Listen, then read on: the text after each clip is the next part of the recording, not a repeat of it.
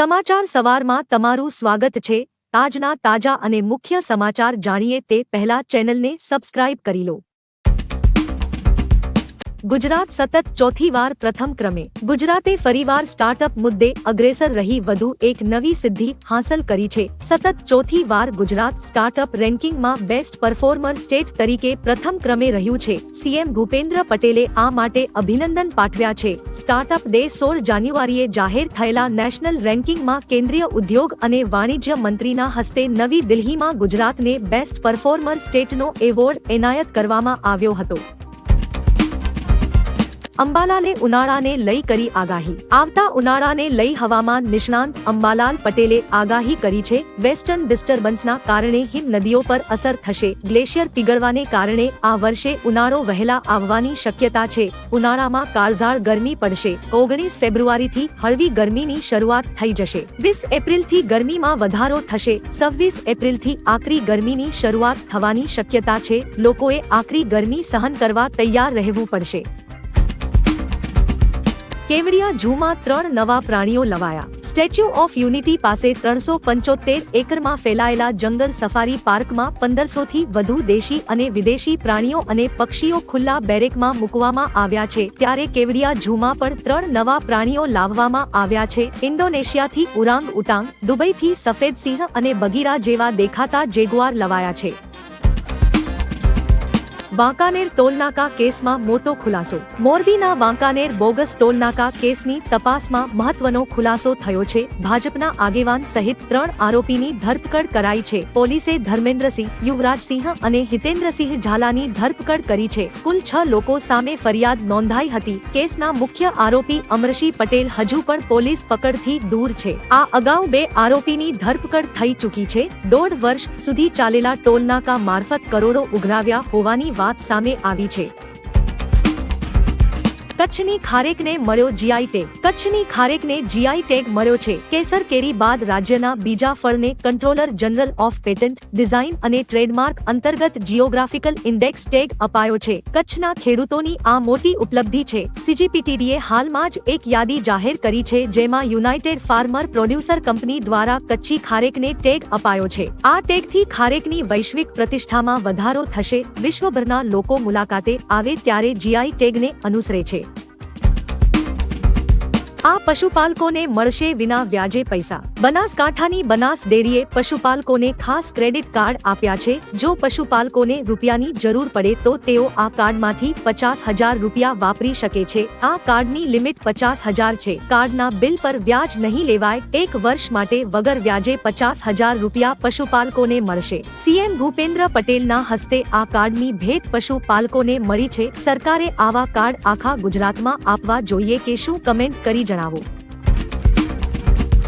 આ વિદ્યાર્થીઓ માટે સારા સમાચાર। ઓસ્ટ્રેલિયાની તસ્માનિયા યુનિવર્સિટીએ જાહેરાત કરી છે કે તે ગુજરાત યુનિવર્સિટીમાં સેન્ટર સ્થાપિત કરશે। તેથી રાજ્યમાં એમબીબીએસ અને નર્સિંગનો અભ્યાસ કરીને ઓસ્ટ્રેલિયામાં જનારા વિદ્યાર્થીઓને ફાયદો થશે। એમબીબીએસ કે નર્સિંગનો અભ્યાસ કર્યા બાદ ઓસ્ટ્રેલિયા જતા યુવાનોને કામ કરવા માટે પ્રેક્ટિસ લાયસન્સ જરૂરી છે। ઓસ્ટ્રેલિયામાં આની પરીક્ષા આપવાની હોય છે। ગુજરાત યુનિવર્સિટીમાં સેન્ટરમાં જ પ્રેક્ટિસ લાયસન્સની પરીક્ષા લેવાશે। રાજકોટના કાગદડીમાં બનશે કન્યા ગુરુકુળ। રાજકોટમાં પ્રથમ સ્વામિનારાયણ કન્યા ગુરુકુળ બનવા જઈ રહ્યું છે। કાગદડી ખાતે 18 એકરમાં બનનાર આધુનિક ગુરુકુળનું રાજ્યપાલ આચાર્ય દેવવ્રતના હસ્તે શિલારોપણ થયું હતું। રાજ્યપાલને આ કન્યા ગુરુકુળના ટ્રસ્ટી તરીકે પણ ઘોષિત કરાયા હતા। દેવવ્રતજીએ કહ્યું કે કન્યા ગુરુકુળમાં દીકરીઓ શિક્ષિત બનતા પરિવાર, સમાજ અને રાષ્ટ્રનું નિર્માણ થશે। દીકરીઓએ વડાપ્રધાનના વિકસિત ભારતના સંકલ્પમાં યોગદાન આપવા માટે આગળ વધવાનું છે। આ કુંડમાં સ્નાન કરવાથી રોગ થશે દૂર। ગીર સોમનાથ જિલ્લાના ગીર જંગલની વચ્ચે તુલસીશ્યામ મંદિર આવેલું છે જ્યાં નીચે ભગવાન શ્યામ સુંદરનું મંદિર છે અને નજીકની પહાડી પર માતા રૂક્ષ્મણી દેવીનું મંદિર છે। મંદિરની બાજુમાં સદીઓથી ગરમ પાણીનો કુંડ આવેલો છે। આ ગરમ પાણીના કુંડમાં સ્નાન કરવાથી ચામડીના રોગ દૂર થતા હોવાની ધાર્મિક માન્યતા છે। ત્વચા સંબંધિત રોગથી પીડાતા લોકો દૂર દૂરથી અહીં સ્નાન કરવા આવે છે। ધારાસભ્યની કારનો અકસ્માત. ઉપલેટાના એમએલએ ડોક્ટર મહેન્દ્ર પાડલિયાની કારનો લીંબડી પાસે મોડી રાત્રે અકસ્માત થયો હતો. રાજકોટ જિલ્લા ભાજપના મંત્રી રવિ માકડિયા પણ તેમની સાથે હતા. રાત્રે 2 વાગ્યાની આસપાસ મૃત ભેંસ સાથે તેમની કાર અથડાઈ હતી. બંને વ્યક્તિને ઈજાઓ પહોંચી હતી. એમએલએની કારનો ભૂકો બોલી ગયો હતો. અકસ્માતની જાણ થતા લીંબડીના એમએલએ કિરીટસિંહ રાણા તાત્કાલિક ઘટના સ્થળે પહોંચ્યા હતા. બંને ઈજાગ્રસ્તને લીંબડી સારવાર માટે ખસેડાયા હતા. ગુજરાતની આ ટ્રેન 1 મહિના માટે રદ. હાલ સાબરમતી રેલવે સ્ટેશન ખાતે ચાલી રહેલ ટેકનિકલ કામને લઈને રેલવે વ્યવહારને અસર થઈ છે, જેને લીધે અનેક ટ્રેનોને અલગ અલગ રૂટ પર ડાયવર્ટ કરવામાં આવી છે. તારીખ 16 જાન્યુઆરીથી 15 ફેબ્રુઆરી સુધી ટ્રેન નંબર 20,995 અને 96 ભાવનગર સાબરમતી ભાવનગર ઇન્ટરસિટી એક્સપ્રેસ ભાવનગરથી ગાંધીગ્રામ અને ગાંધીગ્રામથી ભાવનગર વચ્ચે દોડશે અને આ ટ્રેનનું આગમન પ્રસ્થાન સાબરમતી સ્ટેશન પર નહીં થાય. જગદીશ ઠાકોરે પોલીસને આડે હાથ લીધી. દહેગામના લિહોડા ગામે ઝેરી દારૂ પીવાથી થયેલા મોત બાદ રાજનીતિ ગરમાઈ છે. પૂર્વ કોંગ્રેસ પ્રદેશ પ્રમુખ જગદીશ ઠાકોરે મૃતકના પરિવારજનોની મુલાકાત લીધી હતી. તેમણે પોલીસને આડે હાથ લેતા કહ્યું કે પોલીસ હપ્તા લઈને આ ધંધો કરાવે છે. દારૂ, ડ્રગ્સ અને સિર્ફનો ધંધો ચાલી રહ્યો છે તે આખું ગુજરાત જાણે છે. દારૂનું કટિંગ પોલીસના પહેરા હેઠળ કરવામાં આવે છે. દારૂ કન્ટેનરોમાં હવે આવે છે. સરકાર બેફામ દારૂ વેચવાની છૂટ આપે છે.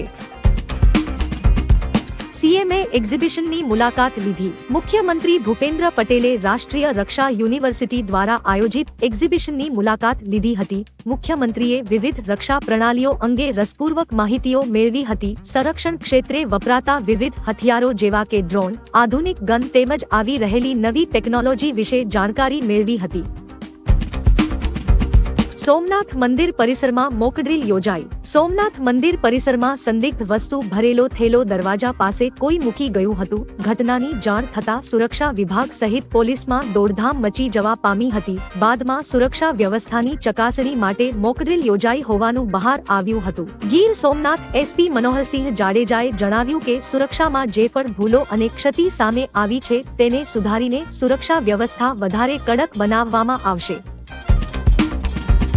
કોંગ્રેસનું આ આખું ગ્રુપ ભાજપમાં જોડાયું. રાજકોટ જિલ્લા કોંગ્રેસમાંથી એકસાથે 15થી વધુ સભ્યો ભાજપમાં જોડાયા છે. ગાંધીનગરના કમલમ ખાતે આ સભ્યોને ભાજપ પ્રદેશ અધ્યક્ષ CR પાટીલે ખેસ પહેરાવીને ભાજપમાં આવકાર્યા હતા. આ કોંગ્રેસી સભ્યોમાં ગીતા ચાવડા, મીરા ભરોડી, અર્જુન ખાટરિયા અને શારદા ધડુક જેવા નેતાઓ સામેલ છે. આ પક્ષ પલટા પાછળ ભરત બોઘરાએ મહત્વનું કામ કર્યું છે. રાજ્યમાં લોકસભા ચૂંટણી આવે તે પહેલા પક્ષ પલટો શરૂ થઈ ગયો છે. મોરારી બાપુને મળ્યું અયોધ્યાનું આમંત્રણ. અયોધ્યામાં પ્રાણ પ્રતિષ્ઠામાં હાજર રહેવા માટે મોરારી બાપુને આમંત્રણ મળ્યું છે. મળતી માહિતી મુજબ મોરારી બાપુ પ્રાણ પ્રતિષ્ઠા પછી 24 ફેબ્રુઆરીથી અયોધ્યામાં રામકથા કરશે. બાપુએ એક વાતચીતમાં રામ મંદિર અંગે જણાવ્યું હતું કે મારા જીવનની આટલી મોટી આ પહેલી ઘટના છે. પ્રભુ રામ પાસેથી રાજનીતિની પ્રેરણા લેવી જોઈએ. ભારતનું નામ દુનિયામાં ગુંજી રહ્યું છે તેમાં નરેન્દ્ર મોદીનું મોટું યોગદાન છે. મોબાઈલ ડેટાની 5G સેવા હવે બંધ થશે. એક રિપોર્ટ મુજબ દેશભરમાં 125 મિલિયન 5G યુઝર્સ છે. આ તમામ યુઝર્સને હવે ટૂંક સમયમાં ટેલિકોમ કંપનીઓ તરફથી મોટો ઝટકો લાગવા જઈ રહ્યો છે. દેશની 2 મોટી ટેલિકોમ કંપનીઓ 2022થી 5G સેવા ફ્રીમાં યુઝર્સને આપી રહી હતી, પણ હવે તે સેવા ટૂંક સમયમાં જ બંધ કરી દેવામાં આવશે. જો તમારે 5G ડેટાનો ઉપયોગ કરવો હોય તો 4G કરતા 5 થી 10 ગણી વધુ રકમ ચૂકવવી પડશે. શું આ તમને પોસાશે ખરી? સીએમના હસ્તે લોકાર્પણ અને ખાતમુહૂર્ત. સીએમ ભૂપેન્દ્ર પટેલના વરદ હસ્તે ગઈકાલે રાષ્ટ્રીય રક્ષા વિશ્વવિદ્યાલયના વિવિધ પ્રોજેક્ટ્સનું ખાતમુહૂર્ત તેમજ શુભારંભ કરવામાં આવ્યો હતો. આ અવસરે શક્તિધ્વનિ, ગુજરાત પોલીસનો ઇતિહાસ પુસ્તિકા અને વિશ્વવિદ્યાલયની કોફિટેબલ બુકનું વિમોચન કરવામાં આવ્યું હતું. NACP ઓખા ડિપ્લોમા પ્રમાણપત્ર એનાયત તેમજ અર્જુન એવોર્ડ પ્રાપ્ત કરેલ ખેલાડીનું સન્માન પણ કરવામાં આવ્યું હતું. મહિન્દ્રા XUV 700નું નવું વેરિયન્ટ લોન્ચ. મહિન્દ્રાએ તેની અપડેટેડ XUV લોન્ચ કરી, જેમાં તમને આકર્ષક ડાર્ક કલર જોવા મળશે. ઉપરાંત 2 લિટર ટર્બોચાર્જ્ડ એન્જિન અને 2.2 લિટર ટર્બોડીઝલ એન્જિન મળશે. ટ્રાન્સમિશન માટે બંને યુનિટ્સને 6 સ્પીડ ગિયર બોક્સ અપાયું છે. ઉપરાંત ચેતવણી સિગ્નલ, વાહનની સ્થિતિ, લોકેશન આધારિત સેવાઓ, સેફટી, રિમોટ ફંક્શન્સ અને થર્ડ પાર્ટી એપ્સ જેવા ફીચર્સ ઉમેર્યા છે. તેની કિંમત 13.99 લાખથી 23.99 લાખ સુધી રખાઈ છે. વિડિયો નિહાળવા બદલ આભાર. આવતીકાલે ફરી મળીશું સવારે 6 વાગ્યે એકદમ નવા અને તાજા સમાચાર સાથે. Good bye.